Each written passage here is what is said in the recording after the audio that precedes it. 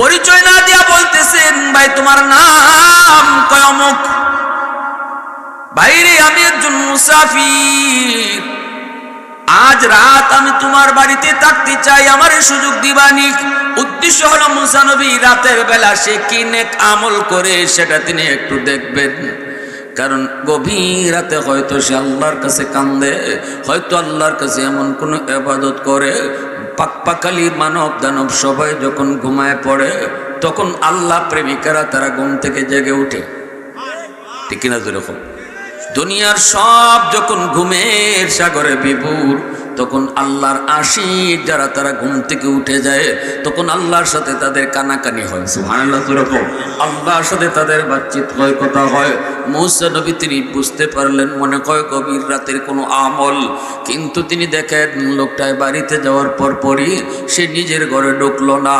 যেই রুমটাতে তার বুড়া মা ঘুমায় ওই রুমের মধ্যে যায় ঢুকলো, ঢুকে মারে সে চুমা দিল, মার কপালে চুমা দিয়া মাকে কুলে উঠাইল, উঠাইয়া হাতের মধ্যে যে খাবার আসিল এই খাবারটা তুলে তুলে মারে খাওয়াইতেছি। শিশু বাচ্চারে মায়ে যেভাবে খাওয়ায় শিশুকালে, এইভাবে তার মারও সে তুলে তুলে খাওয়াইতেছে। অথচ পাশের রুম থেকে তার বাচ্চারা কান্না করে করে বাবার পায়ে চলে এসেছে, বাবার ফাও দূরে কইতেছে, আব্বা একটু খানা দাও, সারাদিনই কিছু খাই নাই, তোমার অপেক্ষায় গো আব্বু, আমাদেরকে খানা দাও, আর সহ্য হয় না যন্ত্রণা। তখনও বাবা সন্তানকে খানা দেয় না, সন্তানের কপালে চুমা দেয়, পানিটা মুইছে, কয় বাবা একটু সবর, আগে তোমাদের দাদুরে খানা খাওয়াই নেই, আগে দাদুরে খানা খাওয়াই, এরপরে তোমাদেরকে নিয়ে আব্বু খাবো, তোমার আম্মুরে লইয়া খাবো। এই দৃশ্যটা মুসা নবী তিনি দেখতেছেন। এবার তিনি মুসা নবী ডাক দিয়ে কয়, ভাইরে বাচ্চাগুলা কার? কয় বাচ্চাগুলা আমার। এই মহিলাকে কয় ইনি আমার জন্মদাতা মা। এ ভাই, মাকে তুমি আগে খাওয়াও, বাচ্চারে তুমি পরে খাওয়াও। কয় হ। কতদিন যাবত তুমি এই আমলটা করো? কয় 40 বছর যাবত মারে আগে খাওয়াই, এরপরে আমরা নিজে খাই। আরো আস্তে এখন সুবহানাল্লাহ, আরো আস্তে সুবহানাল্লাহ। মুসা নবী আবার বুঝে গেলেন মালিক মনে হয় আমি আমল পাইয়া গেছি। আল্লাহু আকবার, জোরে কও। এইবার মুসা নবী দেখেন তার মা সন্তানের হাতে খানা খাইতেছে আর ঠোঁট নাড়ায়া নাড়ায়া, বুড়া মানুষ, ঠোঁট নাড়ায়া নাড়ায়া কি যেন দোয়া করে। মুসা নবী এবার তারে জিজ্ঞেস করেন, বাইরে তোমার মায় কি দোয়া করে? শুনলাম না, বুঝলাম না। কয় মায় সব সময় দুইটা দোয়া করে, দুইটা। একটা দোয়া করে, আল্লাহ আমার সন্তানরে তুমি দুনিয়াতে রিজিকের অভাব দিও না, আল্লাহ আমার সন্তানরে তুমি রুজির মধ্যে বরকত বাড়ায় দিও। আমি ছোট্ট ব্যবসা করি, আল্লাহ পাক আমার অনেক বরকত দেয়, আমার জীবনে কোনো অভাব নেই, আমার কাছে কেউ কোনো পাওনা দাওনা নাই, আমি সুন্দর সুখে শান্তিতে বউ বাচ্চা নিয়ে আসি, কোনো অভাব নাই, আমার অল্প রুজির মধ্যে বরকত আল্লাহ বাড়ায় দিছে। মার দোয়াটা আমি দুনিয়াতে নগদ পাইলিছি। আরেকটা দোয়া করে মায়, কিন্তু এই দোয়াটা কেমনে কবুল হবে বুঝে আসে না। আরেকটা দোয়া করে মায়, দুইটার ভিতরে একটা হলো দুনিয়া, আরেকটা হলো আখিরাতে। আরেকটা দোয়া করে মায় আখিরাতের জন্য। মা কয়, আল্লাহ আমার সন্তানরে তুমি আখিরাতে মুসা নবীর বন্ধু বানায় দিও। ভাইরে এটা কেমনে মা দোয়া করে আমার বুঝে আসে না। কেমনে মা দোয়াটা করে আখিরাতে আমি মুসা নবীর বন্ধু কেমনে হইমু? এত বড় পয়গম্বর আল্লাহর মুসা নবী, এনার বন্ধু আমি কেমনে হই? সাধারণ একজন ব্যবসায়ী, আমার বুঝে আসে না এই দোয়াটা কেমনে কবুল হইব। মার প্রথম দোয়াটা তো কবুল হয়ে গেছে, আমি পেয়ে গেছি, কিন্তু দ্বিতীয়টা কেমনে কবুল হবে আমার বুঝে আসে না। এই কথা বলা মাত্রই মুসা নবী নিজের পরিচয় দিয়ে দিলেন। আল্লাহু আকবার। মুসা নবী টান দিয়ে কই, ভাই বুকে, আমার বুকে আয়, আয় আমার বুকে আয়। তোমার মার দ্বিতীয় দোয়াটাও আল্লাহর দরবারে কবুল হয়ে গেছে। কেমনে, কিভাবে? এ ভাই, আমি বনি ইসরাইলের নবী মুসা পয়গম্বর, আমি আল্লাহর কাছে জিজ্ঞেস করেছিলাম, মালিক জান্নাতে আমার বন্ধু কে হবে কইবাইনি। আল্লাহ আমাকে তোমার নাম করে দিছে রে ভাই। আমি আল্লাহর কাছে বলছিলাম মালিক কোন আমলের কারণে সে এত বড় মর্যাদা পাইল? আল্লাহ কয় মুসা আমি কইতাম না, তুমি যে খুঁজে বের করো। আমি এজন্যই নিজের পরিচয় গোপন রেখে তোমার কাছে মুসাফির সেজেছি রাতের আধারে তোমার ইবাদত দেখার জন্য। কিন্তু আমি পেয়ে গেছি রাতের আধারের কোনো ইবাদত নয় গো, সেই ইবাদত আর বন্দেগী হলো মার দোয়া। আল্লাহু আকবার জোরে বলো। তোমার মার দোয়ার কারণে আল্লাহ পাক তোমাকে আমার বন্ধু বানিয়ে দিছে জান্নাতে। আওয়াজ দিয়ে কও না সুবহানাল্লাহ, আর জোরে কও না আল্লাহু আকবার। মুসলমানের আওয়াজে কও আল্লাহু আকবার। ওয়াহদাত কি হিফাজত নেহি বেকুওয়াতে বাজো, ওয়াহদাত কি হিফাজত নেহি বেকুওয়াতে বাজো, आती नहीं कुछ काम हाक़ल खुदा दाद, आती नहीं कुछ काम हाक़ल खुदा दाद। ऐ मर्द खुदा तुझको क़ुव्वत नहीं हासिल, जा बैठ किसी गार में अल्लाह को करिया, जा बैठ किसी गार में अल्लाह को करिया। ये सच है कि बातिल की तरफदार नहीं हम, गद्दार न समझो गम गद्दार नहीं हाँ, गद्दार न समझो गम गद्दार नहीं हाँ। फूलों की तरह नरम मिजाज अपना है नाज़ुक, हम तीरी नहीं नेज़ा व तलवार नहीं हाँ, हम तीरी नहीं नेज़ा व तलवार नहीं हाँ। আবার কও আল্লাহু আকবার। বাপমার দোয়া নিয়ে যদি চলো তাহলে 2 নম্বর ফায়দা হলো রিজিকের মধ্যে বরকত বাড়ায় কে? জোরে বলো। দোকান তোমার ছোট কিন্তু বরকত বাড়ায় দিব কে? দোয়া লাগবো কার? বাপমার। দোয়া লাগবো কার? জোরে বলো দোয়া লাগবো কার? বাপ মার দোয়া লাগবো, রুজিতে বরকত বাড়ায় দিবেন আল্লাহ। 3 নাম্বার হলো যদি কোনো সন্তান মা বাবার দোয়া নিয়ে চলতে পারে দুনিয়াতেই, তা 3 নাম্বার ফায়দা হলো আল্লাহ পাক তাকে দিন দিন সম্মানের চেয়ারে বসাইব। মা বাবার দোয়া যদি তাকে যুবক দিন তোমার সম্মান তোমার ইজ্জত বাড়ায় দিব কে? আল্লাহ তোমার সম্মান বাড়ায় দিব, আল্লাহ তোমার ইজ্জত বাড়ায় দিব যদি বাপমার দোয়া থাকে। বাপমার দোয়ার উসিলায় মানুষ সম্মানের চেয়ারে বসে, ইজ্জতের চেয়ারে বসে। 4 নম্বর ফায়দা হলো যেই সন্তান মা বাবার দোয়া লয়ে চলবো, 4 নম্বর দুনিয়ার ফায়দা হলো এই লোকটার সন্তানরে আল্লাহ পাক তার মতোই আদর্শ সন্তান বানাবে। সন্তানের উসিলায় তার ইজ্জত আল্লাহ বাড়াবে, সন্তানের উসিলায় বাপমার সম্মান আল্লাহ বাড়াবে। যদি বাপমার দোয়া নিয়ে চলে, বাপমার দোয়া নিয়ে চলে, তাহলে তার সন্তানের কারণে তার দাম বাড়বে। বলুন তো, শহীদ উসমান হাদি দুনিয়া থেকে চলে গেল, শহীদি মর্যাদা পেল, ঢাকা ইউনিভার্সিটিতে পড়ালেখা কইরাও এতটা সম্মান এতটা ইজ্জত লাভ করলো রে যুবক। এ যুবক, তার উসিলায় তার বাপমার সম্মান কমছে না বাড়ছে? ফয়সলের কারণে বাপমা কলঙ্কিত হইছে, খুনি ফয়সল। আর শহীদ উসমান হাদির কারণে তার বাপমা অলঙ্কিত হইছে, ঠিক না? সন্তানের কারণে বাপমার ইজ্জত বাড়ে, আবার এই সন্তানের কারণে বাপমার ইজ্জত ডুবে, ঠিক কিনা? যদি তুমি তোমার মা বাবার সেবা করো আর বাপ মারে খুশি রেখা চলো, তাহলে তোমার সন্তানের কারণে তোমার ইজ্জত ডুববে না, বরং তোমার সন্তানের কারণে আল্লাহ তোমার সম্মান বাড়াবে।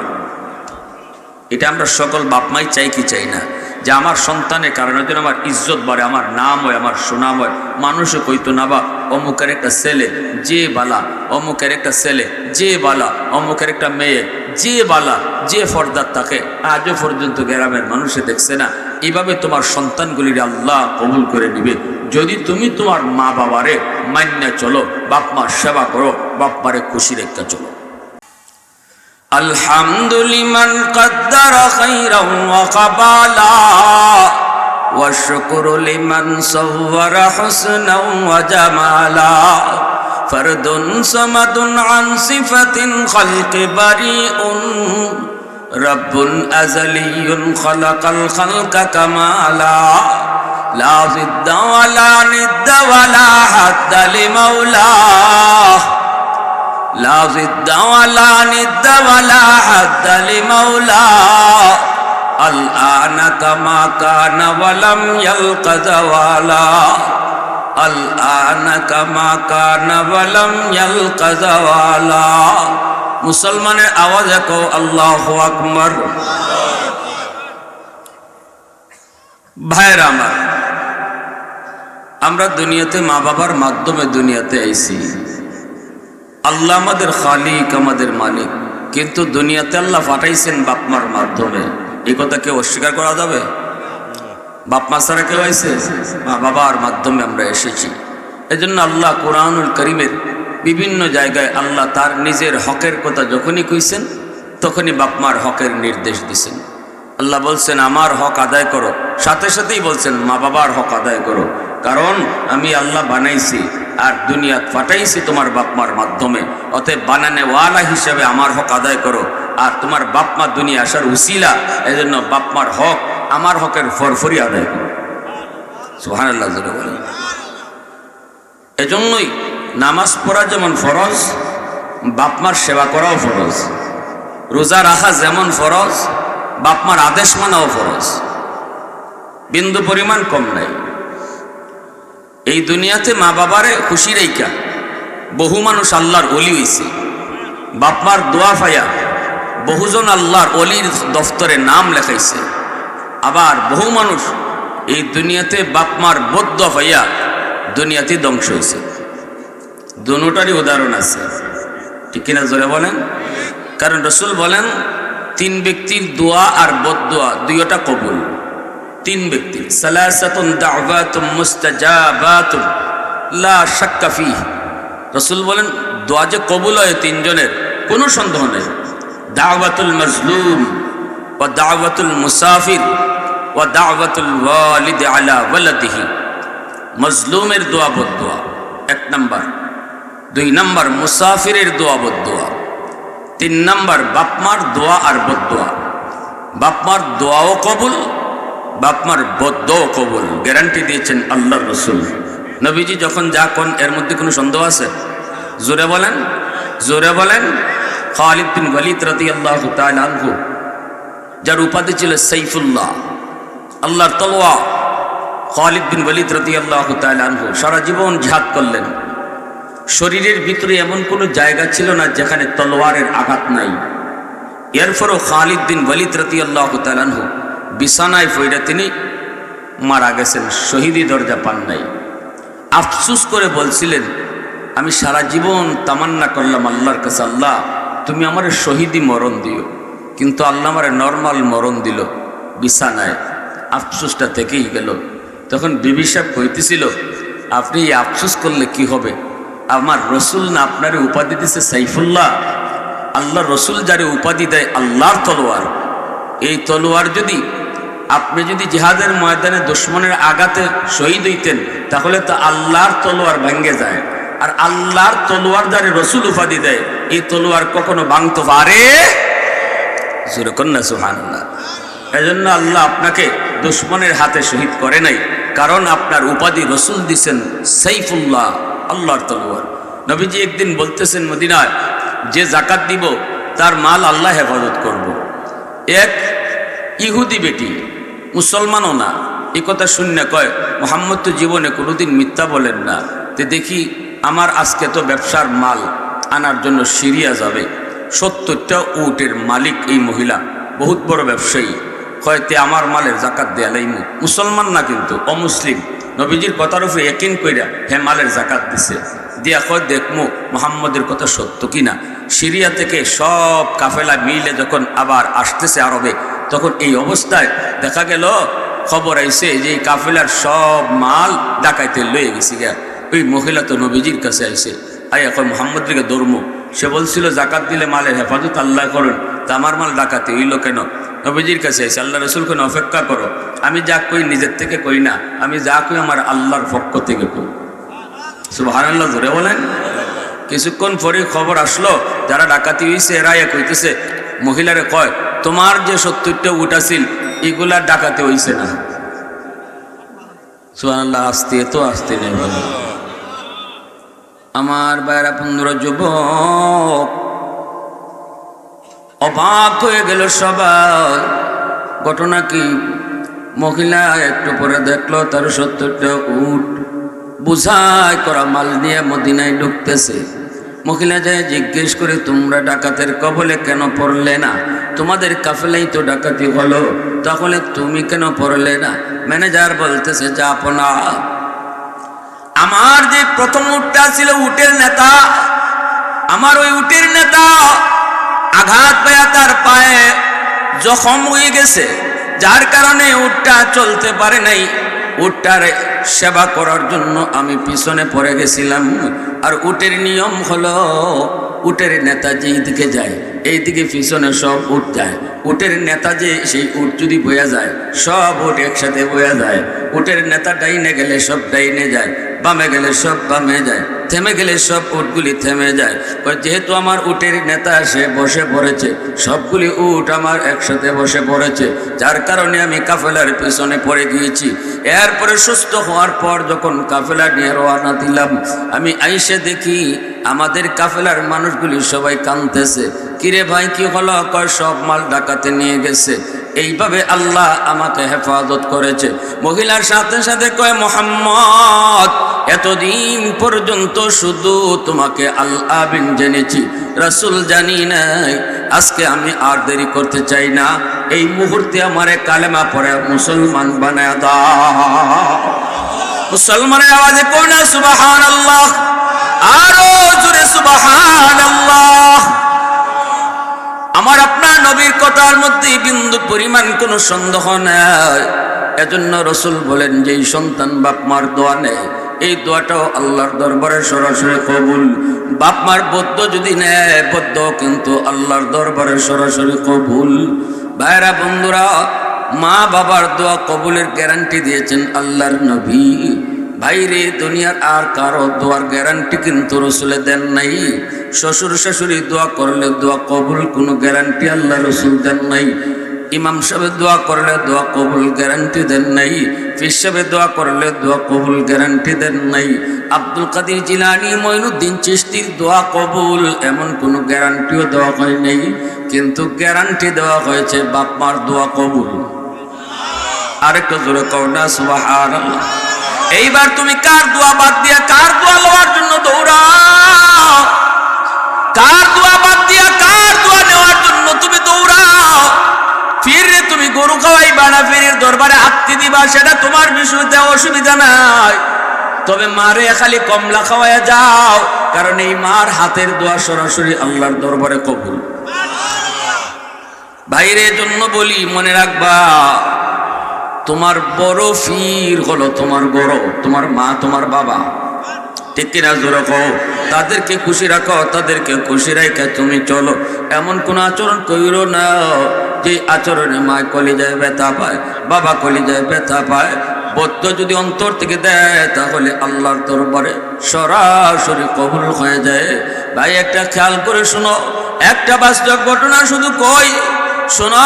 করাচির হযরত হাকিম আখতার সাহেব রাহিমাহুল্লাহ, বহুত বড় আল্লাহর ওলি, তিনি বলেন আমি করাচির মসজিদে নামাজ পড়ি, হঠাৎ করে দেখলাম একটা যুবক বড় সুন্দর করে নামাজ আদায় করলো, কিন্তু যুবকের ডান হাত কাপড় দিয়ে পেঁচানো।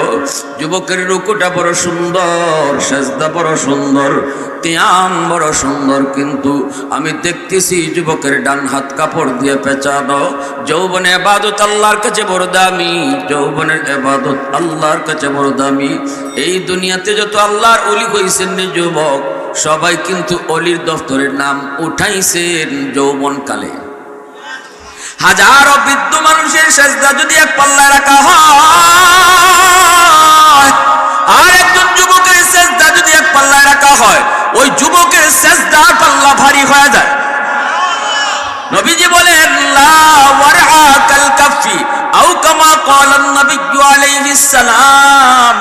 রাসূল বলেন যেই বয়সে গুনাহ করার ক্ষমতা আছে, গুনাহ করার সুযোগও আছে, এরপর আল্লাহর ভয়ে যেই যুবক গুনাহ করে না, রাতের অন্ধকারে বন্ধুদের সাথে চুরি করার সুযোগ ছিল, গান শোনার সুযোগ ছিল, যাত্রার প্যান্ডেল করার সুযোগ ছিল, বেয়াদবি করার সুযোগ ছিল, জিনা করার সুযোগ ছিল, গাঞ্জা খাওয়ার সুযোগ ছিল, নেশা করার সুযোগ ছিল, এরপরে যেই যুবক আল্লাহর ভয় করে না, আল্লাহর ভয় গুনাহ থেকে বিরত থাকে, রাসূল বলেন ওই যুবক যৌবনে আল্লাহর ওলির দফতরে নাম উঠায় নেয়।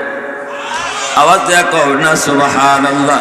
তোমরা জানো না, তোমরা তার হয়তো চিনো না, যেই যুবককে যৌবনে মসজিদে পাওয়া যায়, যেই যুবককে যৌবনে টুপিওয়ালা দাড়িওয়ালা দেখা যায়, যেই যুবক যৌবনে রমজান মাসে রোজা রাখে, বাপ মারে খুশি রেখে চলে, এলাকার মুরব্বীদেরকে সম্মান করে, উলামায়ে কেরামকে তাজিম করে, ওই যুবক তোমরা কেউ না জানলো রাসূল বলেন আল্লাহ জানেন, তার নাম হলো অলির খাতায়।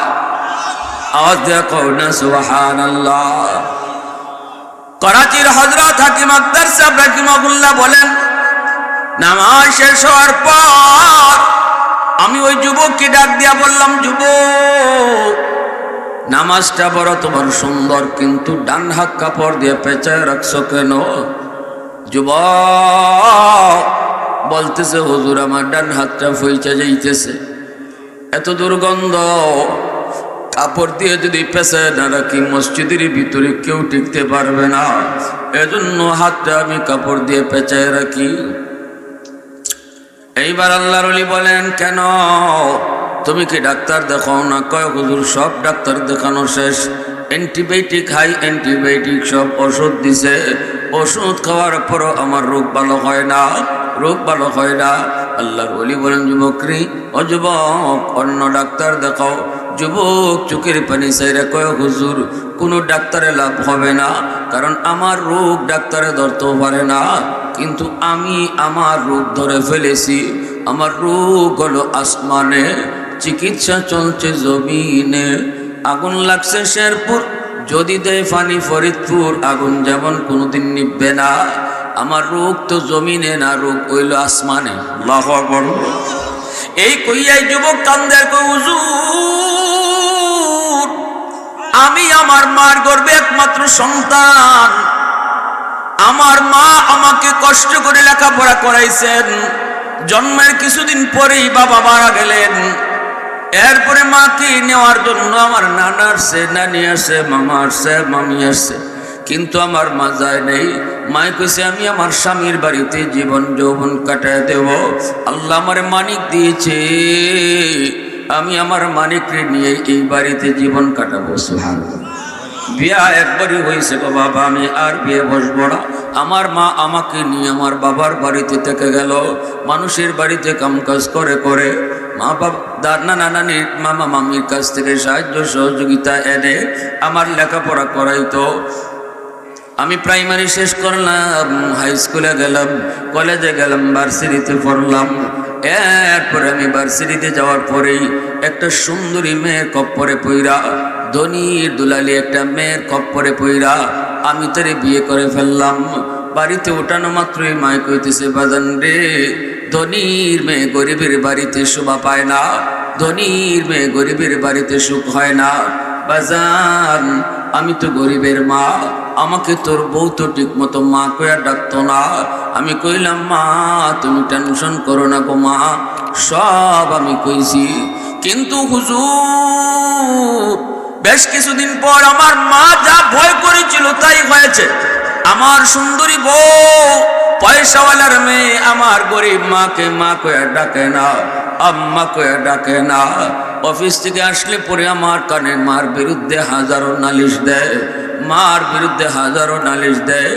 আমি তো মহব্বত করে ভালোবেসে তারে বিয়ে করেছি, এজন্য তার প্রতি আমার দুর্বলতা ছিল। মার রুমে ডুইকা মারে আমি বকাবকি শুরু করলাম। মায় কই, বাজান আমারে বকিস না, আমি তোর বউর সাথে কোনো কথাই কই না, আমি ভয় পাই, আমি ভয় পাই, আমি কোনো কথা কই না রে বাজান। কিন্তু আমি মার কথা বিশ্বাস করি না হুজুর, বকাবকি করে করে আমি মার গায়ে হাত উঠে ফেলছি। নাউজুবিল্লাহ জোরে কও, আর একটু জোরে কও না নাউজুবিল্লাহ। এ যুবক আরো জোরে নাউজুবিল্লাহ। কত বড় কুলাঙ্গার সন্তান, মার গায়ে হাত উঠায়, মারে বকা দেয়, বাবারে বকা দেয়। এই সন্তান হলো কুলাঙ্গার সন্তান। মার গায়ে হাত উঠানি মাত্রই মা কয়, মালিক তুমি তো দেখছো যে হাতটা আমি চুমায়া চুমায়া বড় করছি, সেই হাতে আজকে আমারে মারলো, বউয়ের কথায় আমারে মারলো। আল্লাহ তোমার দরবারে আমি বদদুয়া দেই, এই হাত তুমি ফসায়া দিও। নাউজুবিল্লাহ জোরে কর। যে হাত দিয়ে আমারে মারছে এই হাত তুমি ফসায়া দিও গো, আর আমার জানাজা যেন এই ফুয়ায় পড়তে না পারে। যুবক বলতেছে, হুজুর সাথে সাথে আমি টের পেয়েছি আমার পায়ের জমিনটা কাইপা উঠছে। তখনই আমি বুঝে গেছি মার বদদুয়া কবুল হয়ে গেছে। আর বাপ মার দোয়া আর বদদুয়া দুটোটা যে কবুল হয়, এই কথাটা দুনিয়ার কোনো সাধারণ মানুষে কয় নেই। আমার আপনার নবী কইছেন, নবীও কোত্থেকে নিজের থেকে না, আল্লাহর থেকে তিনি পাইয়াই কইছেন। ঠিক কিনা জোরে কও, আর একটু জোরে কও ঠিক কিনা। والليل में जुल्फ मोहम्मद का तरन्नुम, والليل में जुल्फ मोहम्मद का तरन्नुम, والشمس برخسار अहमद का तरन्नुम, والفجر में सुबह रिसालत की बशारत, والعصر में दौर नबूवत की बशारत, हर फूल में रूए मदीना के तबस्सुम, शाखों की लचक में बेक़दा का तकल्लुम, यासीन से मौला ने कभी उनको पुकारा, यासीन से मौला ने कभी उनको पुकारा, हामीम कभी और कभी तासीन इशारा, ये रमज़ है कुछ आशिक माशूक के माबैन, समझाए जिनके खल्क़ में एक सरवर कौनैन, समझाए जिनके खल्क़ में एक सरवर कौनैन। मुसलमाনের आवाज़ को अल्लाहु আকবার। এইবার যুবক বলতেছে, হুজুর বেশ কিছুদিন পর অফিস থেকে খবর পেলাম মায় মারা গেছে। জানাজা পড়ার জন্য আমি শহর থেকে গ্রামে যাব, কিন্তু ওই দিন রাস্তাঘাটে এত সমস্যা হয়েছে গো, অন্য কোনো দিন এত ঝামেলা হয় না, এত সমস্যা হয় না। গ্রামে পৌঁছতে পৌঁছতে আমার সন্ধ্যা হয়ে গেল। এলাকার মানুষজন আমার অপেক্ষা করে করে জানাজা পড়ে ফেললো। আমি যখন ভিতরে যায় ঢুকছি, মানুষেরা কান্দে, বাজান রে তোর জন্য অনেকক্ষণ অপেক্ষা করেছি, মানুষের আর ধৈর্য ধরে না। তখন আমি কান্দি, আর কই বাজান তোমাদের কোনো দোষ না, আমার রোগ হলো আসমানে, আমি মামলা রাখছি, মামলা বয়ে রাখছি, আমার বিরুদ্ধে মামলা হলো আসমানে। অতএব আমি বুঝে গেছি কেন আমি জানাজা পড়তে পারি নাই। আমার মার একটা বদ্ধ কবুল হয়ে গেছে, আরেকটা বদ্ধ হলো তুই যেই হাত দিয়া পারে মারছো, এই হাত যেন ফচ্চা যায়। অল্প দিনের ভিতরেই আমি দেখতে পেলাম আমার ওই হাত, যেই হাত দিয়ে মারে মারছি, এই ডান হাতটার মধ্যে একটা ফোড়া দেখা দিছে। ফোড়া, এই ফোড়া থেকে পচন শুরু হয়েছে, দুর্গন্ধ বের হয়। ডাক্তারের কাছে গেলাম, অ্যান্টিবায়োটিক দেয়, কোনো লাভ হয় না। হাই অ্যান্টিবায়োটিক দেয়, কোনো লাভ হয় না। ডাক্তাররা কয় আমরা তো বুঝি না কেন তোমার এটা ভালো হয় না, এর উপরে তো কোনো ঔষধ হতে পারে না। দিন দিন শুধু ফসা উপরের দিকে উঠতেছে, আমার পুরা হাতটা ফসা লয়ে যেতেছে। এখন আমি কাপড় দিয়ে পেঁচায় রাখি। আমি ডাক্তারদেরকে কান্দলাম আর বললাম, ডাক্তার তোমরা আমার রোগ ধরতে পারবা না, রোগ ধরে ফেলেছি আমি, আমার রোগ তো জমিনে না, অতএব জমিনের ডাক্তারে চিকিৎসা করলেও কোনোদিন ভালো হবে না, আমার রোগ চলে গেছে আসমানে। হুজুর সুন্দরী বউ, যার মায়া যার ভালোবাসার প্রেমে পড়ে আমি মাকে মারলাম, ওই মার গায়ে হাত উঠাইলাম, যেই মা আমাকে মানুষের বাড়িতে কাম করে করে পড়ালেখা করা, আত্মীয় স্বজনের কাছ থেকে ঋণ এনে এনে আমাকে লেখাপড়া করাইলো, ওই মায়ের গায়ে হাত উঠাইছি। যে বউয়ের কারণে এই বউটাও আমাকে ফলায়া বাপের বাড়ি চলে গেছে, দুর্গন্ধে সে টিকতে পারে না, এলাকার মানুষের আমাকে এলাকায় থাকতে দিল না, এলাকা থেকে তারা বের করে দিল। আমি এখন রাস্তায় রাস্তায় ঘুরি, নাই আমার চাকরি, নাই আমার কিছু, সবাই আমার দূর দূর দূর দূর করে, আমি শুধু এখন রাস্তাঘাটে ঘুরি আর মসজিদে, আল্লাহর ঘর মসজিদে তাকি আর কান্দি, কাপড় দিয়ে পেঁচায় রাখি, আল্লাহ নে আমারে মাফ করব। এই কইয়া যুবক কাঁদতে কাঁদতে মাটিতে গড়াগড়ি শুরু করে দিছে। এইবার আল্লাহর বলি তিনিও চোখ দিয়ে পানি জড়ায় কান্দেন, পানি জড়ায় জড়ায় কান্দেন। এর যুবক একটু খেয়াল করে শোনো, একটু মন দিয়া কথাটা শোনো। প্রত্যেকে আমরা এখানে যারা বসা, অনেকেরই মা দুনিয়াতে জীবিত, অনেকেরই বাবা দুনিয়াতে জীবিত।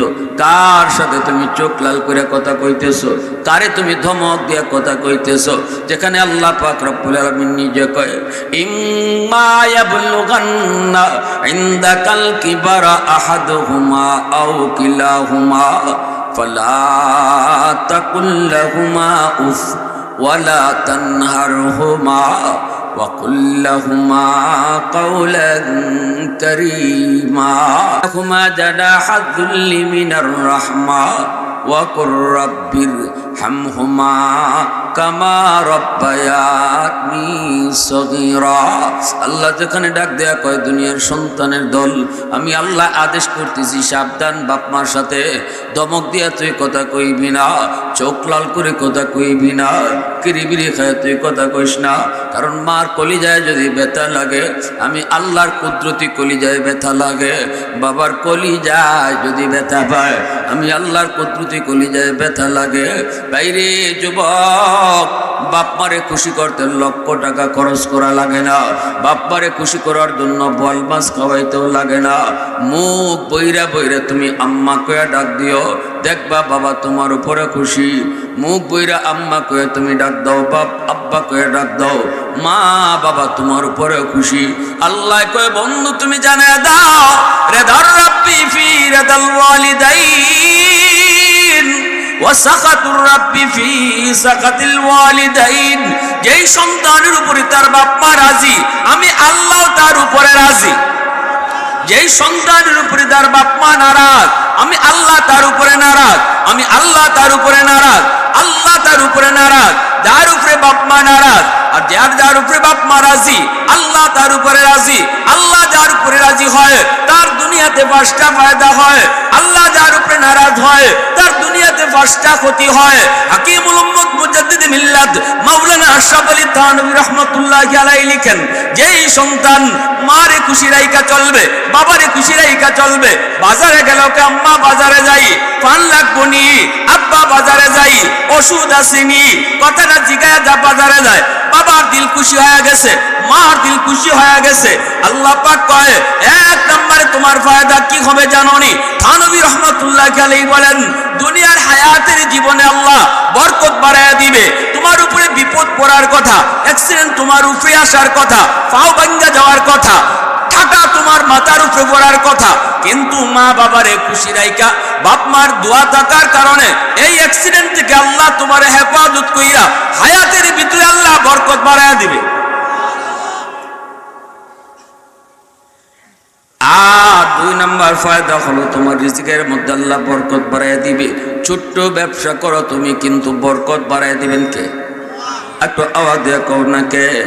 যদি তুমি বাপ মারে খুশি রেখে চলতে পারো, যদি তুমি বাপ মারে খুশি রেখে চলতে পারো, বাপ মার দোয়া নিয়ে তুমি চলতে পারো, কখনো তুমি রাগ করে কথা না বলো, ধমক দিয়ে যদি কথা না বলো, তাহলে 2 নম্বর ফায়দা হলো, হাকিমুল উম্মত থানভী বলেন, তার 2 নম্বর দুনিয়ার জীবনের ফায়দা হলো আল্লাহ পাক তার অল্প রুজির মধ্যে বরকত বাড়ায়া দিবে।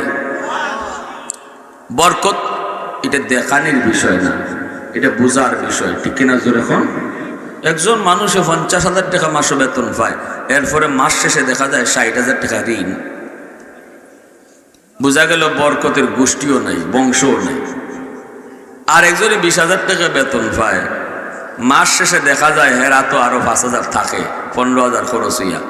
তো 50,000 টাকা বেতন পেয়ে আমার লাভ হইল গীতা, মাস শেষে যদি 60,000 ঋণ হয় আর একজনে 20,000 পেয়েই তো হ্যাঁ লাভ, কারণ হ্যাঁ 15,000 খরচ হয়ে যায়, 5,000 আরও জমাইতে পারে। ঠিক কিনা জোরে খাও? এই জিনিসটার মালিক কে? জোরে হন, আরো জোরে। মসজিদের ইমাম সাহেব 5,000 টাকা বেতনে কেমনে চলে? এমনে চলে। ঠিক কিনা জোরে হন? কইবার তো মেসাবের বেতন আরো কমানি দরকার। হ্যাঁ, 10 জনে মিললে যদি আল্লাহর ঘরের একজন খাদিম, যার পিছনে নামাজ পড়ি, যার পিছনে আমার আখেরাত ঠিক হইতেছে, তারা যদি 10 জনে মিললিয়া চালাই, শরীয়তের বিধান হইল একটাই, ইমাম সাহেব এলাকার মানুষের দিন বুঝাবে, দিন শিখাবে, নামাজ পড়াবে, আর এলাকার মানুষের দায়িত্ব হইল ইমাম সাহেবের গোটা ফ্যামিলির দায়িত্ব এরা নেবে। ঠিক কইলেও ঠিক, না কইলেও ঠিক। আমি আমার মাসলা কইতেছি, আপনারা এখন বুঝবা কমিটি যারা আছেন তারা কি করতা। ইমাম সাহেবের সংসার চালাইতে 20,000 লাগে না 30,000 লাগে, এটার দায়িত্ব আপনাদের গোটা এলাকার। আর ইমাম সাহেবের দায়িত্ব হইল এলাকার মানুষের দিন বুঝানো, দিন শিখানো, নামাজ পড়ানো, নামাজের পরে মাসলা মাসাইল শিখানো, এটা ইমাম সাহেবের দায়িত্ব। আর এই দায়িত্ব ইমাম সাহেব আদায় না করলে ইমাম সাহেব আল্লাহর কাছে দায়ী থাকবা, আর আপনারা দায়িত্ব আদায় না করলে আল্লাহর কাছে জবাব থাকবা। দিলা বেতন 5,000, দিলা বেতন 7,000, ইমাম সাহেব আল্লাহ চালাইতেছেন ঠিকই, কিন্তু কষ্ট মষ্ট করে চলতেছে, সব কথা আপনাদেরকে কয় না। এরপরে ইমাম সাহেবের গায়ে আপনাদের কাপড় থেকে বেশি দামের কাপড়ই পরে। ঠিক কিনা? ভাইয়েরা আমার জন্য বলতেছিলাম, বরকত বুঝানি যায় না, বরকত বুঝে নেওয়ার বিষয়। ঠিক কিনা জোরে কও? হাকিমুল উম্মত তানভী বলেন, যে সন্তানের পিছনে তার মা দোয়া, বাবার দোয়া, তার পিছনে আল্লাহ পাকের মায়ার নজর। আল্লাহ পাক কয়, তোমার মা রাজি, বাবা রাজি, আমি আল্লাহ রাজি। এইবার তোমার রিজিক হবে কম, বেতনও যদি তোমার কম হয়, ইনকামও তোমার কম হয়, বরকত আমি আল্লাহ বাড়ায় দিমু, বরকত আমি আল্লাহ বাড়ায় দিমু। বাইরে বন্ধুরা জন্য বলতেছি, একটু শুনেন। এ যুবক, মুসা নবীর নাম শুনছেন নি? নরম নবী না গরম নবী? এটা জানা আছে না? মুসা নবী যখন গরম হইতা তখন মাথার চুল খাড়া হইয়া তকি সিদরিয়া বাইরে যেত। রাজনগরে কয়জনের তকি সিদরিয়া বাইরে চুল, যত রাগি আপনি হন। এই জন্য খালি মাথার চুল না, শরীরে যে চুল ছিল, বডির মাঝে যে চুল ছিল, ইতাও কাটা, আমরা যে কাটা আছে না, দাঁড় কাটা, কাটার লাখান খারাই যেত গা মুসা নবী যখন গরম হইতা। এই জন্য মুসা আলাইহিস সালাম তার শরীরের ফসমরে আটকায় রাখার লাগে আগে একটা কাপড় পরতা, মোটা কাপড়। এই কাপড় পরতা খালি ফসমরে আটকায় রাখবার লাগে, এই থামিস থামিস থামিয়া থাকিস, এর উপরে আর একটা কাপড় পরতা। ইজাদ গরম নবী আসলাম হোসেন আল্লাহর সাথে জমিনে বসে কথা কইছেন 4,000 বার। কয় হাজার বার? একদিন আল্লাহর কল্লা, আমি তোমারে দেখতাম। আল্লাহ বলে, লান তারানি মুসা, কথা কইতে কইতে একবার বেশি কই লিতেছ, আমারে দেখুন যায় না, দুনিয়ার থেকে আমারে দেখুন যায় না। দুনিয়ার মানুষের চোখে আমি পাওয়ার দেই নেই, এই লোড দেই নেই যে আমারে দেখে সহ্য করতে পারে। তবে জান্নাতে গেলে জান্নাতীদের চোখে আমি আল্লাহ অতিরিক্ত লোড দিয়ে দিব। জান্নাতীদের চোখে আল্লাহ অতিরিক্ত লোড দিয়ে দিবেন। মেমোরির মধ্যে আমাদের মেমোরিতে যতটুকু ক্যাপাসিটি আছে, এর বেশি যদি আপনি লোড নিতে চান, দিতে চান, মেমোরি নিবনি মাতে না বা? এই যুগে আইয়া কইলাম, এই যুগে যে যুগে মেমোরি চলে, মেমোরির যুগে বুঝবাই খুব বালা। যে যুগে মেমোরি আসিল না, এই যুগে বোঝানি কষ্ট, এই যুগে তো বোঝানি একবারে সোজা। তোমার মেমোরিতে যদ্দূর লোড নেওয়ার ক্ষমতা আছে, এর বাইরে দিলে নিতে পারে। ঠিক তেমনি আমাদের চোখে আল্লাহ নির্দিষ্ট একটা লোড দিয়ে দিছে, এই লোড দিয়ে আল্লাহকে দেখার মতো সহ্য করা যাবে না। কিন্তু জান্নাতে গেলে পরে আল্লাহ এক্সট্রা পাওয়ার জান্নাতীদের চোখে দিয়ে দিবে, যে পাওয়ারের কারণে জান্নাতীর আল্লাহরে দেখকে হজম করতে পারবো। মুসা নবীর আল্লাহ বলে, মুসা আমাকে দেখা যায় না। মুসা নবী কোন না, আমি দেখতাম। আল্লাহ কোন দেখা যায় না। মুসা নবী বারবার শুধু আল্লাহ আমি দেখতাম, আবারও কয় দেখা যায় না, কয় আমি দেখতাম। আল্লাহ পাক কয় তাহলে এলাকা ছাড়ো, তুর পাহাড়ে আসো, তুর পাহাড়ে আসো। মুসা নবী তুর পাহাড়ে আল্লাহর সাথে কথা বলতেন। এইবার আল্লাহ কয় আমারে দেখতে হলো তুর পাহাড়ে আসো। তুর পাহাড়ে মুসা নবী রওনা দিয়েছে। এর আগেই আল্লাহ পাক ফেরেশতাদেরকে তুর পাহাড়ে পাঠিয়ে দিয়েছে। ফেরেশতারা এসে তুর পাহাড়ে এলান করে দিল, এই তুর পাহাড়ের ভিতরে যত প্রাণী আছো তোমরা কিছু সময়ের জন্য তুর পাহাড় ছেড়ে চলে যাও। মুসা নবী আল্লাহর কাছে আবদার করে বসছে, আল্লাহকে দেখতে চায়। আল্লাহ পাক রব্বুল আলামিন এই তুর পাহাড়ে আল্লাহ তারে দেখা দিবে, গোটা তুর পাহাড় আগুনে জ্বলবে যেন তোমাদের কোনো ক্ষতি না হয়। এজন্য আল্লাহ পাকের নির্দেশ, তোমরা তুর পাহাড় ছেড়ে চলে যাও। সাপের কাতারে সাপ, বিচ্ছুর কাতারে বিচ্ছু, বাঘের কাতারে বাঘ, শিয়ালের কাতারে শিয়াল, ফিফরার কাতারে ফিফরা, তারা লাইন ধরে ধরে তুর পাহাড় ছেড়ে চলে যাইতেছে। মুসা নবী আয়া দেখেন ফেরেশতারা পুরা এলাকায় একবার করে রাখছে, ব্যারিকেড দিয়ে রাখছে, আর প্রাণীগুলি তারা তুর পাহাড় ছেড়ে চলে যাইতেছে। মুসা নবী কয়, ভাই ফেরেশতারা শুনো, ঘটনা কি বুঝি নেই, এরা কই যায়, এরা কই যায়? ফেরেশতারা কয়, গন্ডগোল ঘটাইছেন আপনি, বেড়া লাগাইছেন আপনি, এরা এখন কোন, এরা কই যায়? আল্লাহ যে বারবার কইতেছে আমার দেখা যায় না, দেখা যায় না, দেখতাম দেখতাম, এখন দেখেন। মুসা নবী কয়, ভাই কি হয়েছে একটু কোন না, আমি তো বুঝতেছি না ঘটনা। কয়, আল্লাহ দেখা দিব আর তুর পাহাড় আগুনে জ্বলব। এজন্য আল্লাহ বলছে আপনার কারণে যেন অন্য কোনো প্রাণীর ক্ষতি না হয়, এজন্য আল্লাহ আদেশ দিচ্ছে সবরে হইতাম এলাকা ছাড়ো। ওই এজন্য সাপের কাতারে সাপ, বাঘের কাতারে বাঘ, ফিফরার কাতারে ফিফরা, হেয়ালের কাতারে হেয়াল, সব তুর পাহাড় ছাড়তেছে। মুসা নবীকে, আল্লাহ ভুলে গেছি গা, মাফ করো। ফেরেশতাকে আর লাভ নাই, যেটা ওইবার হয়ে গেছি গা, ওর খালি ওয়েট অ্যান্ড সি, অপেক্ষা করো আর দেখো। যা গোটাইবার গোটাই দিয়েছ, বারবার যে আল্লাহ কইছিল হয় না, এখন আল্লাহ লিখি লিখছে যাও ওইবার। এখন খালি আপনি দেখেন, মুসা নবী দেখে একটু পরে আল্লাহ 70,000 নূরের পর্দা থেকে একটা পর্দা খালি সরাইছে, গোটা তুর পাহাড় আগুনে জ্বলতেছে। আল্লাহর সাথে সাথে আগুনটাকে সাবধান, পাহাড় জ্বলাবি, কিন্তু আমার মুসার পশম যেন না জ্বলে। আমার মুসা আমার কাছে আবেগের বশীভূত হইয়া মহব্বতে আমি আল্লাহর কাছে আবদার করি লাইছে তো লাইছে, আমার মুসার জন্য ক্ষতি না হয়, তাহলে এটা আমার নবীবে, আমার পয়গম্বর। সুবহানাল্লাহ জোরে খাও। মুসা নবী একদিন আল্লাহকে বলতেছে, মালিক জান্নাতে আমার বন্ধু কে হবে? আল্লাহ পাক কয়, তোমার বন্ধু হবে একজন বাজারের কসাই অমুক নামের। মুসা নবী বলতেছে, মালিক আমি এত বড় পয়গম্বর আর আমার বন্ধু বুঝি হবে বাজারের একজন কসাই, গোশত বিক্রি করে, সে হবে জান্নাতে আমার বন্ধু। কোন আমলের কারণে এত মর্যাদা সে লাভ করলো একটু জানতে বড় মন চায়। আল্লাহ বলেন, মুসা আমি বলবো না, তুমি যা খুঁজা বাইর করো এমন কোন আমল তার রয়েছে যে আমলের কারণে সে জান্নাতে তোমার বন্ধু।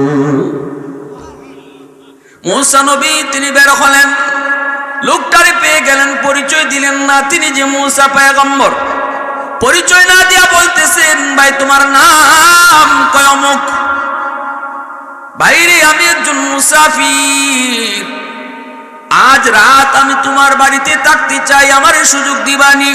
উদ্দেশ্য হলো মুসা নবী রাতের বেলা সে কি নেক আমল করে সেটা তিনি একটু দেখবেন। কারণ গভীর রাতে হয়তো সে আল্লাহর কাছে কান্দে, হয়তো আল্লাহর কাছে এমন কোনো ইবাদত করে, পাকপাকালি মানব দানব সবাই যখন ঘুমায় পড়ে তখন আল্লাহ প্রেমিকারা তারা ঘুম থেকে জেগে উঠে, ঠিক কিনা যেরকম দুনিয়ার সব যখন ঘুমের সাগরে বিভোর, তখন আল্লাহর আশিক যারা তারা ঘুম থেকে উঠে যায়, তখন আল্লাহর সাথে তাদের কানাকানি হয়। সুবহানাল্লাহ যেরকম আল্লাহর সাথে তাদের বাতচিত হয়, কথা হয়। মুসা নবী তিনি বুঝতে পারলেন মনে হয় গভীর রাতের কোনো আমল, কিন্তু তিনি দেখেন লোকটায় বাড়িতে যাওয়ার পরই সে নিজের ঘরে ঢুকলো না। যেই রুমটাতে তার বুড়া মা ঘুমায় ওই রুমের মধ্যে যায় ঢুকলো, ঢুকে মারে সে চুমা দিল, মার কপালে চুমা দিয়া মাকে কোলে উঠাইল, উঠে হাতের মধ্যে যে খাবার আসিল এই খাবারটা তুলে তুলে মারে খাওয়াইতেছি। শিশু বাচ্চারে মায়ে যেভাবে খাওয়ায় শিশুকালে, এইভাবেই তার মারও সে তুলে তুলে খাওয়াইতেছে। ও অথচ পাশের রুম থেকে তার বাচ্চারা কান্না করে করে বাবার পায়ে চলে এসেছে। বাবার ফাও দূরে কইতেছে, আব্বা একটু খানা দাও, সারাদিনই কিছু খাই নাই, তোমার অপেক্ষায় গো আব্বু, আমাদেরকে খানা দাও, আর সহ্য হয় না যন্ত্রণা।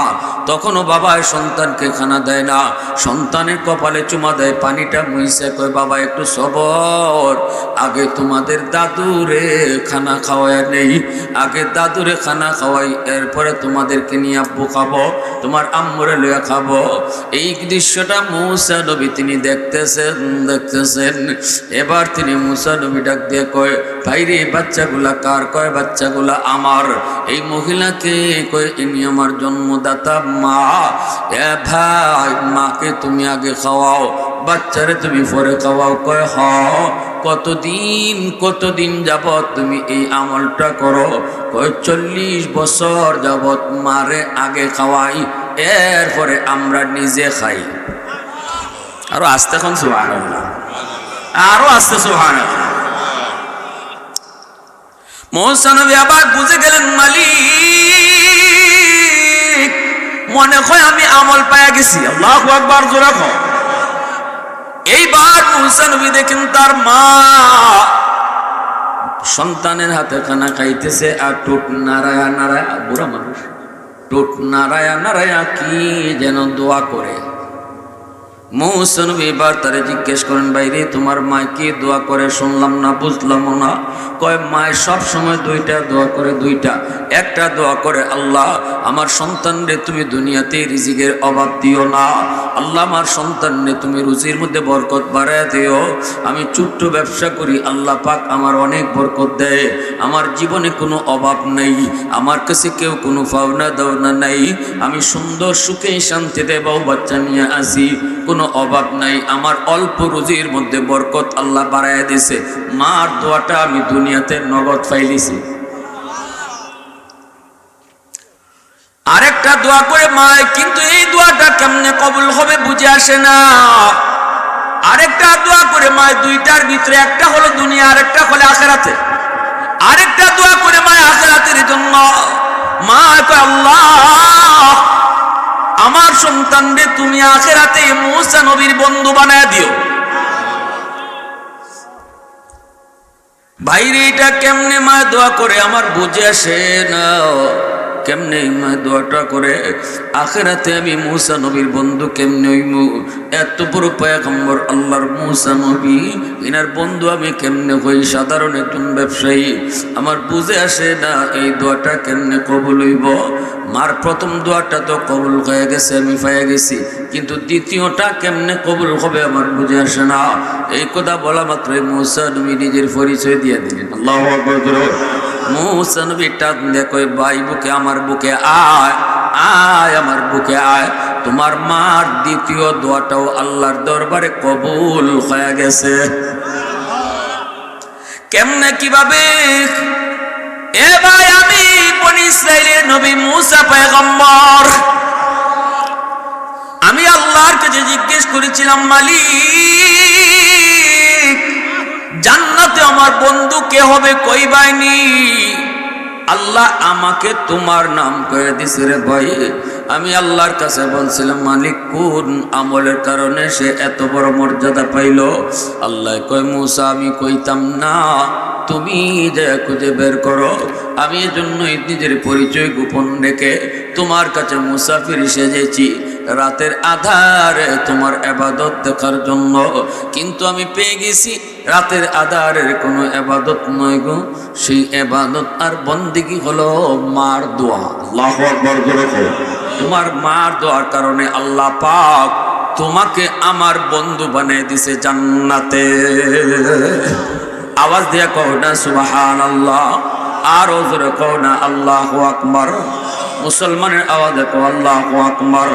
ওয়াহদাতি কি হিফাজত নেহি বেকুওয়াতে বাজো, ওয়াহদাতি কি হিফাজত নেহি বেকুওয়াতে বাজো, आती निकी कुछ कामी हाकल खुदा दाद, आती निकी कुछ कामी हाकल खुदा दाद। ऐ मर्द खुदा तुझको कुव्वत नहीं हासिल, जा बैठ किसी गार में अल्लाह को करिया, जा बैठ किसी गार में अल्लाह को करिया। ये सच है कि बातिल की तरफदार नहीं हम, गद्दार न समझो गम गद्दार नहीं हाँ, गद्दार न समझो गम गद्दार नहीं हाँ। फूलों की तरह नरम मिजाज अपना है नाज़ुक, हम तीरी नहीं नेज़ा व तलवार नहीं हाँ, हम तीरी नहीं नेज़ा व तलवार नहीं हाँ। আবারও কও আল্লাহু আকবার। বাপমার দোয়া নিয়ে যদি চলো তাহলে 2 নম্বর ফায়দা হলো রিজিকের মধ্যে বরকত বাড়ায় কে? জোরে বলো। দোকান তোমার ছোট কিন্তু বরকত বাড়ায় দেব কে? দোয়া লাগবো কার? বাপমার। দোয়া লাগবো কার? জোরে বলো। দোয়া লাগবো কার? বাপমার দোয়া লাগবো, রুজিতে বরকত বাড়ায় দেবেন আল্লাহ। 3 নম্বর হলো যদি কোনো সন্তান মা বাবার দোয়া নিয়ে চলতে পারে দুনিয়াতেই, তা 3 নম্বর ফায়দা হলো আল্লাহ পাক তাকে দিন দিন সম্মানের চেয়ারে বসাইব। মা বাবার দোয়া যদি তাকে যুবক দিন তোমার সম্মান তোমার ইজ্জত বাড়ায় দিব কে? আল্লাহ তোমার সম্মান বাড়ায় দিব, আল্লাহ তোমার ইজ্জত বাড়ায় দিব। যদি বাপমার দোয়া থাকে, বাপমার দোয়ার উসিলায় মানুষ সম্মানের চেয়ারে বসে, ইজ্জতের চেয়ারে বসে।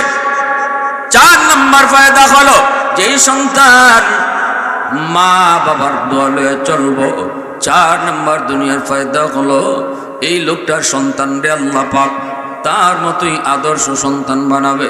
সন্তানের উসিলায় তার ইজ্জত আল্লাহ বাড়াবে, সন্তানের উসিলায় বাপমার সম্মান আল্লাহ বাড়াবে।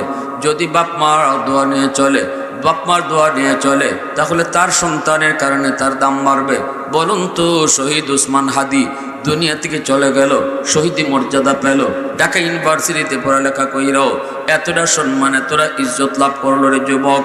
এ যুবক, তার উসিলায় তার বাপমার সম্মান কমছে না বাড়ছে? ফয়সলের কারণে বাপমা কলঙ্কিত হইছে, খুনি ফয়সল। আর শহীদ উসমান হাদির কারণে তার বাপমা অলঙ্কিত হইছে, ঠিক না? সন্তানের কারণে বাপমার ইজ্জত বাড়ে, আবার এই সন্তানের কারণে বাপমার ইজ্জত ডুবে, ঠিক কিনা? যদি তুমি তোমার মা বাবার সেবা করো আর বাপ মারে খুশি রেখে চলো, তাহলে তোমার সন্তানের কারণে তোমার ইজ্জত ডুববে না, বরং তোমার সন্তানের কারণে আল্লাহ তোমার সম্মান বাড়াবে। এটা আমরা সকল বাপ মাই চাই কি চাই না? যে আমার সন্তানের কারণে যেন আমার ইজ্জত বাড়ে, আমার নাম হয়, আমার সুনাম হয়। মানুষও কইতো না বা অমুকের একটা ছেলে যে বালা, অমুকের একটা ছেলে যে বালা, অমুকের একটা মেয়ে যে বালা, যে ফর্দার তাকে আজও পর্যন্ত গ্রামের মানুষে দেখছে না। এইভাবে তোমার সন্তানগুলির আল্লাহ কবুল করে নিবে যদি তুমি তোমার মা বাবারে মান্য চলো, বাপ মার সেবা করো, বাপ মারে খুশি রেখে চলো, ঠিক কিনা? যুবক, তোমার সামনে শহীদ উসমান হাদি পথ দেখায় গেছে। কোন পথে চলবা? ঢাকা ইউনিভার্সিটিতে পড়া অসুবিধা নাই, কলেজে পড়া অসুবিধা নাই, স্কুলে পড়া অসুবিধা নাই, ডাক্তার হওয়া অসুবিধা নাই। আমরা তোমাকে ওয়েলকাম জানাই। সবাই যদি মাদ্রাসায় পড়ে ডাক্তার হবে কে? সবাই যদি মাদ্রাসায় পড়ে ইঞ্জিনিয়ার হবে কে? সব যদি মুফতি সাহেব হয়ে যায়, ডাক্তারি করবো কেডায়? বিমান চালাইবো কেডায়? ইঞ্জিনিয়ারি করবো কেডায়? অতএব আমরা বলি কলেজে পড়ে পড়ো, ভার্সিটিতে পড়ে পড়ো, এটা দোষ নয়, ডাক্তার হওয়া দোষ নয়। কিন্তু তুমি তোমার মূল পরিচয় ভুলে যাও না। দোষ হইল তোমার মূল পরিচয় ভুলে যাওয়া। তোমার ডাক্তার মূল পরিচয় নয়, তোমাদের মূল পরিচয় হলো তোমার মুসলমানের সন্তান। এজন্য মুসলমানই মনে রাখা হলো মূল পরিচয়। আর মুসলমানি যদি ভুলে যাও তাহলে তোমার মূল হারায় ফেলবা, আর মূল যে হারায় ফেলে সে তার পথ হারায় ফেলে, ঠিক না? ভার্সিটিতে পড়াও শহীদ উসমান হাদি তার মূল ভুলে নাই। দিলের ভিতরে আল্লাহকে লালন করত, দিলের ভিতরে আল্লাহর মহব্বত ছিল, ইমানি জজবা ছিল। আজান হলে সে নামাজ ভুলতো না, বলতো দোস্ত চলো মসজিদের মিনার থেকে মালিক ডাকতেছে, কদমে সেজদা দিয়ে আসি। এইভাবে বন্ধুদের কিনে নামাজে যাইত। এমন একটা ছেলে ভার্সিটিতে পড়লে সে ইসলামের সৈনিক হবে, কোরআনের সৈনিক হবে, রসুলের সৈনিক হবে। আল্লাহ তারা এমন কবুল করা করছে, এমন পছন্দ আল্লাহ করছে, এমন মায়া করছে, সারা দেশের মানুষের কলিজায় তার মায়া মহব্বত ঢুকাইয়া দিছে। সারা দেশ কাঁদছে, এখনো কাঁদতেছে তার কবরের পাশে মানুষ। একটা ভার্সিটিতে পড়ে একটা ছেলে যদি এইভাবে আল্লাহরে খুশি রাখতে পারলো আর মানুষের দিল জয় করতে পারলো, তুমি কেন পারবা না? তোমারে তো আমি কই না আমার মতো ওয়াজ করো, তোমারে তো কই না মাদ্রাসায় ভর্তি হও, মুফতি সাহেব হও, হাফিজ সাহেব হও। হাফিজ হওয়া ফরজ না, মুফতি সাহেব হওয়া ফরজ না, কিন্তু মুসলমানই দৈরা রাখা ফরজ। ঠিক কিনা? জোরে খাও, মুসলমানই দৈরা রাখতে হবে। বাজারে ব্যবসা দেও ভেও, দোকানদারি করো করো, আজান হলে দোকানের শাটার বন্ধ করে মসজিদে যাও। এটা তোমার মূল পরিচয়। মূল ধরে রাখো সব ঠিক, আর মূল যে হারায় তার সব হারায়। এজন্য আমার বাইরে বন্ধুরা, হাকিমুল উম্মত মুজাদ্দিদে মিল্লাত মাওলানা শাহবারি থানভী রাহমাতুল্লাহি আলাইহি বলেন, যেই সন্তান মা বাবার দোয়া নিয়ে চলবো, বাপ মারে খুশি রাইখা চলবো, বাপ মার সাথে বেয়াদবি করতো না, মনে রেখো কোনোদিনও বাপ মা সন্তানের অমঙ্গল চায় না। তোমার মা তোমার বাবা যদি তোমারে কোনো কাজে বাধা দেয়, বুঝবা এই বাধার মধ্যে তোমার মঙ্গল। কিন্তু তুমি আমি বুঝি না, মনে করি আমার মা খালি আমার সাথে মাতে, বাবা খালি আমার সাথে লাগে, এমনটা মনে করো। মনে রেখো একদিন কিন্তু ফস্তানি লাগবো, যেদিন তুমি নিজে বাবা হইবা। আজ বুঝবা না রে যুবক, কার সাথে তুমি চলো, তার সাথে চললে পরে তুমি ইয়াবা করুইবা, এর সাথে চললে পরে তুমি যেখানে গাঞ্জা করুইবা, এর সাথে চললে পরে তুমি বেনামাজি হইবা, এর সাথে চললে পরে তুমি মদ করুইবা। এটা তুমি বুঝতেছো না, কিন্তু বুঝতেছো তোমার মা, বুঝতেছো তোমার বাবা, এজন্য তোমারে বাধা দেয়, বাবা ওর সাথে চলিস না, ওর সাথে যাইস না। আজ তুমি মার বাধা মানলা না, বাবার বাধাটা তুমি মানলা না, কিন্তু একদিন চোখের পানির বদলে রক্ত ঝরাইবা, কোনো লাভ হবে? একদিন পস্তাইবার কইবা আমার আম্মা তো ঠিকই কইছিল, জীবন তোমার ধ্বংস হয়ে যাবে। এজন্য বাপ মার সিদ্ধান্ত সবসময় মাথা পেতে মেনে নিও, মা বাবার কথাটা তুমি সবসময় মাথা পেতে মেনে নিও। লেখাপড়ার মধ্যে আল্লাহ বরকত বাড়ায় দিব, বিদেশে যাইতে চাও সব ঘাট আল্লাহ আসান করে দিব, সবগুলি ঘাট আল্লাহ আসান করে দিব। কাগজে তোমার অয়না ফেস লাগে গেছে, মার দোয়া লও, বাবার দোয়া লও, সবগুলি ঘাট আসান করে দিবে কে? জোরে কও না কে? এজন্য আমি বলি কি, এই যে এখানে লাইট লাগাইছো, এই লাইট জ্বলবে না যদি পাওয়ার হাউস থেকে লাইন ওকে না করো। লাইন ওকে করলে বাতি জ্বলবে, আর নইলে খালি বাতি লাগাইলেই থাকবো। তোমার আমার জিন্দিগিতে আল্লাহ বাতি লাগাইয়া দিছে, জ্বালাইয়া দিছে না। আর জ্বালানোর জন্য আল্লাহ বলছে তোমার জীবনের পাওয়ার হাউস তোমার মা, তোমার বাবা, এলাকার মুরব্বীরা, উলামায়ে কেরাম, এই তিন জায়গা থেকে তুমি লাইন ওকে রাখো, বেয়াদবি করো না, কোনো জায়গায় লাইন কাটা রাখো না। বাপ মা থেকে তোমার লাইন কাটা রাখো না, লাইন ওকে রাখো। জিন্দিগির বাতি লাগাই দিছি আমি, জ্বালাই দিছি না। যখন লাইন তুমি ওকে করবা, বাতি জ্বালাই দিব আমি আল্লাহ। কেউ কোনোদিন কোনো সন্তান ঠকে না, যে সন্তান মা বাবার দোয়া লিয়ে চলে, হে কোনোদিন কোনো জায়গায় আটকে না, সে কোনো জায়গায় আটকেবে না। যেমন রসুলের হাদিস বলতেছি, বিশ্বাস করো, যে সন্তান বাপ মার সবসময় দোয়া নিয়ে চলে, সে কোথাও আটকে না। আল্লাহ তার কুদরতিভাবে এই ঘাট আসান করে দেয়, আল্লাহ তার এই ঘাট থেকে মুক্ত করে দেবে। আমরা বহু মানুষকে, হুজুর কত যে দৌড়াদৌড়ি করতেছি হুজুর, কোনো লাইন পাই না। আমি কই লাইন পাই বাইনে পরে, তোমার লাইন ঠিক নেই দেখো। কৌজুর কিতা আম্মা আব্বা আসেননি, কৌজুর আসুন। আমি কইলাম বাপ মার সেবা সেবা করনি, খোঁজখবর রাখো নি। কয় আমার সাথে থাকুন না, বাইর লগে থাকুন। কার লগে থাকুন? বইনের লগে থাকুন। আমি কইলাম ওইখানেই লাইন কাটা, দৌড়তা পারবে কাগজ লইয়া, শস্য ফুল দেখবে চোখে। আগে ওই জায়গার লাইন ঠিক করো, বাতি আল্লাহ জ্বালাই দিব। ঠিক কিনা জোরে কও?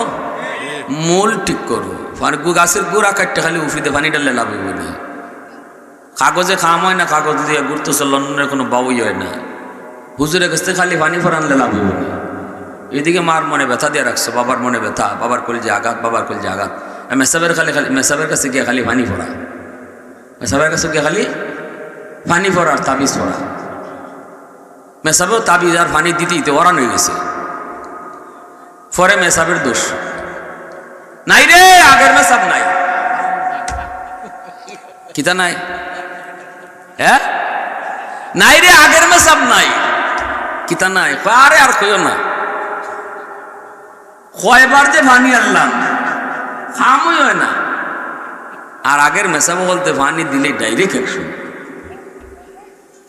মেসাবের ভানি ডাইরেক্ট অ্যাকশন করবো তো গাছের গুড়া থাকলেন না, তুমি তো গুড়াই খাইতে তো রাখছো, ঠিক কিনা? জোরে খাও, গাছের গুড়ি থাকলেন না, পানি দিলে খামইতো। যারা এরকম কথা কয় তখন আমি কই মা কুনানো বাপ কুনানো, কয় বইনের ধরো বাপ বাইর ধরো। আমি কই বইনের ধরো আর বাইর ধরো, মারে বাপরে রাখিয়া। আর তুমি মেসাবের ভানি করার লাগে দিনে 24 বার দৌড়ো। মেসাবে ভানি করা তোমার যদি দিন 1 গ্লাস, হ্যাঁ, তাইলে আমি তাহলে কইলাম না তোমার তো 1 কলস, 1 কলস পানি ভরা কোনো কাম হইতো না। আর তাবি যে টুল না দিয়ে যদি ইট জুলাই দেয় গলাতেও লাভ হইতো না। এই জন্য আগে গাছের গুড়া ঠিক করো, আগে গাছের গুড়ি ঠিক করো, এরপরে পানি ঢালো।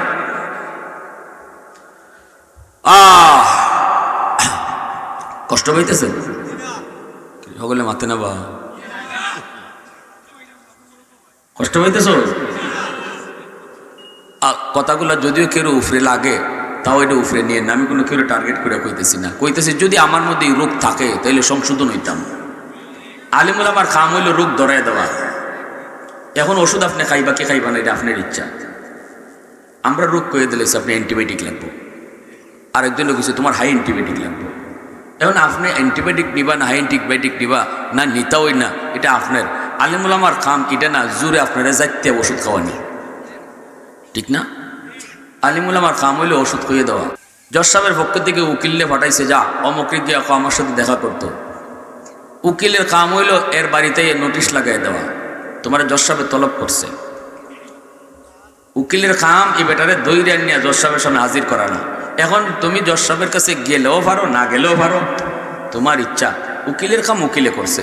আমরা আলিমুল আমার কাম হইল জানাই দেওয়া সমাজের রোগটা কিতা আছে, কে রোগের চিকিৎসা করব, আর কে ওষুধ খাইব, কে ওষুধ খাইতো না, এটা যার যার, এটা সে জানে। আর জানেন কে?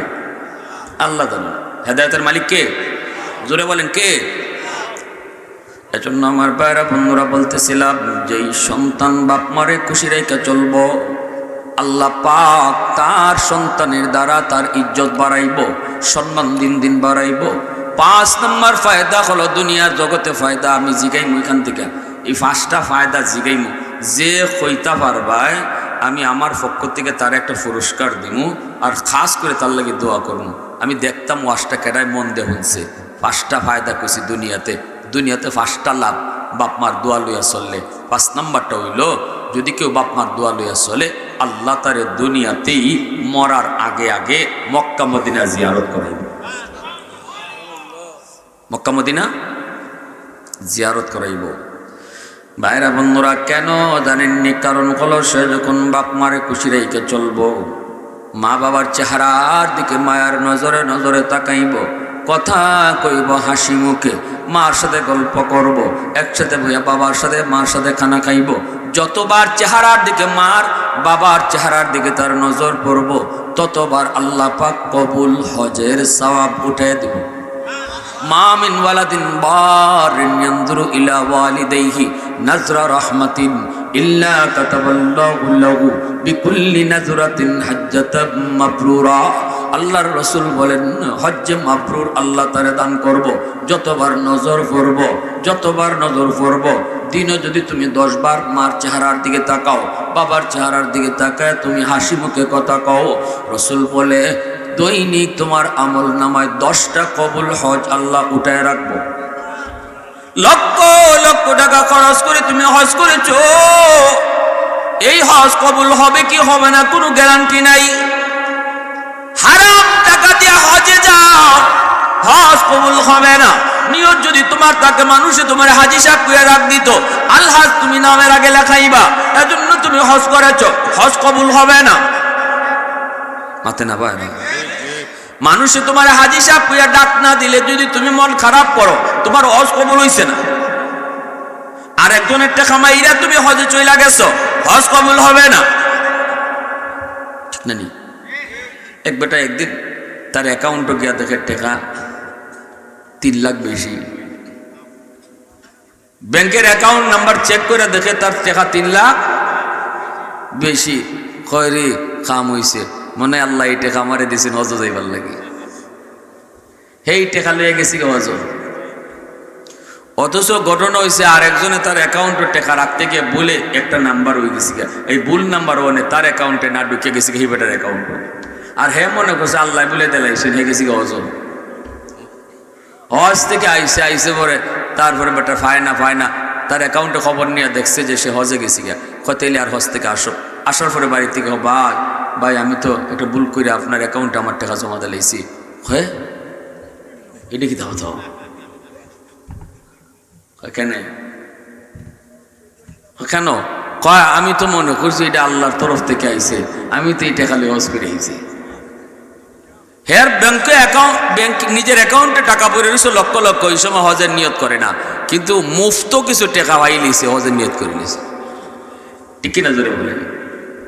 তো এইরকম সুদের টাকা ঘুষের টাকা মাইরা, সুদের টাকা ঘুষের টাকা জমা কইরা তুমি নিয়ত করলে হজে যাইবা, হজ করতে পারো, বাকি ই হজ আল্লাহর কাছে যখন হারাম টাকা দিয়ে হজ করলে হজ কবুল হইব? কবুল হইব না। আর যদি নিয়ত করো হাজি সাহেব না কইলে তোমার রাগ হয়, গুসা হয়, কিরে বেটা 3 লাখ টাকা দিয়ে হজ করে আইলাম, তুই আমার হাজি সাহেব কইলে না, তাইলে বোঝা গেল তুমি হাজি সাহেব নাম লাগাইবার জন্য হজ করছো। হ্যাঁ এই হজ কবুল হইব নি? হজ করে মানুষে হাজি সাহেব নাম লাগাইবার জন্য না আল্লাহরে খুশি করার জন্য? আল্লাহরে খুশি করার জন্য। তো এই হজও কবুল হইল না। কিন্তু যদি কোনো সন্তান মা বাবার চেহারার দিকে মায়ার নজরে তাকায়, সে গরিবের হজ, গরিবের টাকা নাই হজে যাইব কেমনে? রসুল কয় বাপ মার চেহারার দিকে মায়ার নজরে তাকাও, কথা কও, তোমার আমল নামায় ধনী হজ করলে কবুল হইতে পারে না হইতে পারে, কিন্তু মার চেহারার দিকে যদি তুমি তাকায় তাকায় কথা কও 100% কবুল হজের সওয়াব দান হবে। 100% কবুল হজের সওয়াব আল্লাহ দান করবে। তাহলে সবার জন্য হজের ব্যবস্থা আছে না নাই? সবের গরিও হজ আছে না নাই? মা বাবা হলো তোমার খানায় কাবা। মনে নেই ক যুবক, মনে নেই ক যুবক, খেয়াল করো, শুনো, আল্লাহর ঘরের দিকে তাকায় থাকলে সওয়াব, এমনি ভাবে বাপ মার চেহারার দিকে তাকায় থাকলেও সওয়াব। সুবহানাল্লাহ। কোরআন শরীফের দিকে তাকায় থাকলেও সওয়াব। আরো জোরে জোরে জোরে জোরে জোরে ভাইয়ের আমার জন্য বলতেছিলাম, ফেরেশতারা ডাক দেয়া কয় মালিক, যে যুবক দুনিয়াতে মার চেহারার দিকে তাকায়া বাবার চেহারার দিকে তাকায়া তাকায়া শুধু আমল নামার ভিতরে মকবুল হজ কবুল হজ উঠাইছে, আল্লাহ আমরা ফেরেশতারা তোমার কাছে দোয়া করি বাস্তবে তুমি তারে মক্কা মদিনা দেখায় দাও। ফেরেশতারা তখন দোয়া করে, আল্লাহ এত আমল নামার ভিতরে হজ উঠাই লইছে, এবার বাস্তবে তুমি তারে মক্কা মদিনা দেখাও।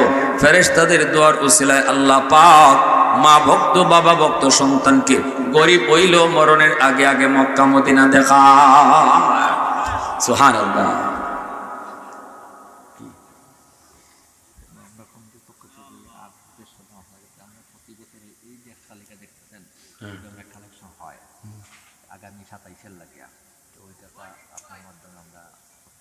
মেহমান আইসুননি, মেহমান আইসুননি। লা ইলাহা ইল্লাল্লাহ, জোরে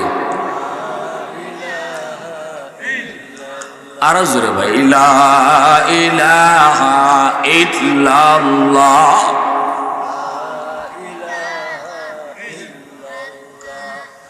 লা ইলাহা ইল্লাল্লাহ,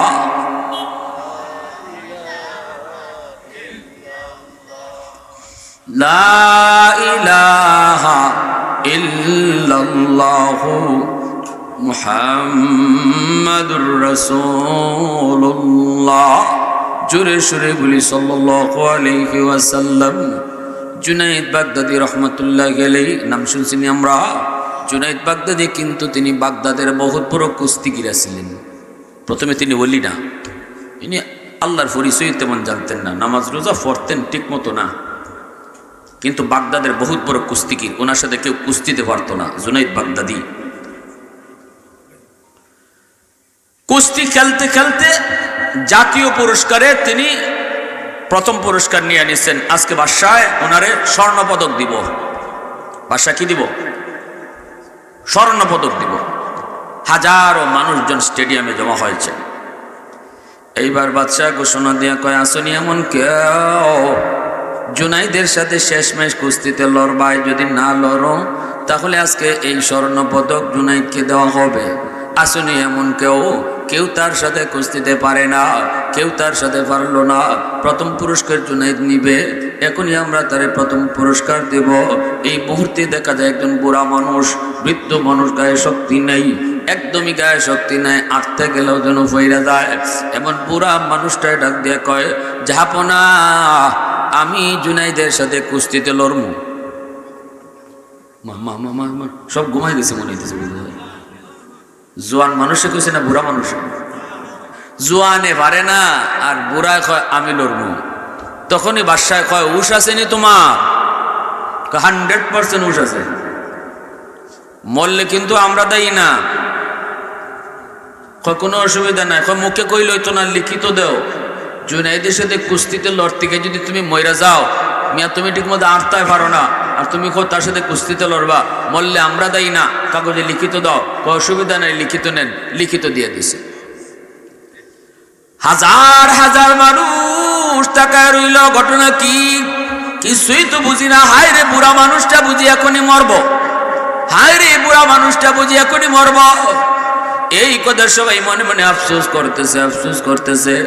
এই অবস্থায় সবাই গেল, সবাই তাকায় তাকায় দেখতেছে জুনাইদ বাগদাদি তিনি ময়দানের মধ্যে দাঁড়াইছেন।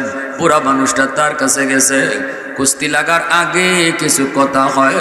বুড়া মানুষটা ওনার কাছে যায়, ডাক দিয়ে কয়, জুনাইদ, ও জুনাইদ, তুমি আমারে চিনোনি?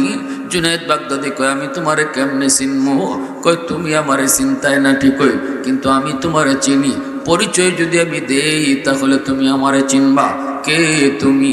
তখন ওই বৃদ্ধ মানুষটাই কইতেছে, জুনাইদ, আমি একজন সাধারণ মানুষ, কিন্তু আমার বংশটা বড় দামি।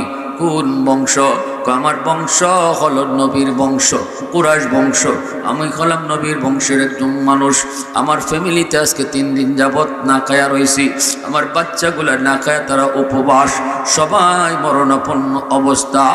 এ জুনাইদ, আজকে যদি তুমি নবীর বংশের ইজ্জতের খাতিরে তুমি যদি আজকে আমার কাছে পরাজিত হও, তাহলে অনেক স্বর্ণ আমি আজকে পাবো।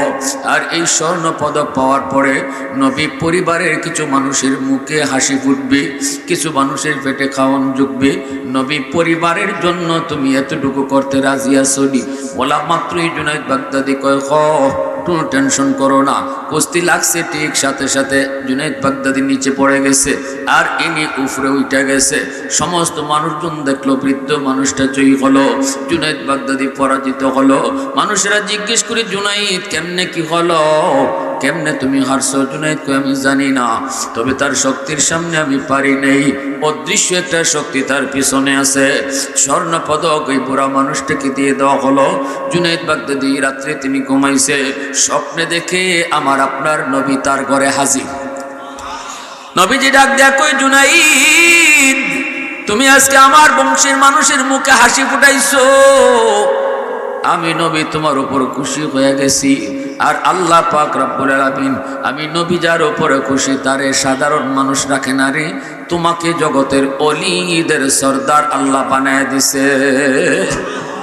সুবহানাল্লাহ জোরে বলেন।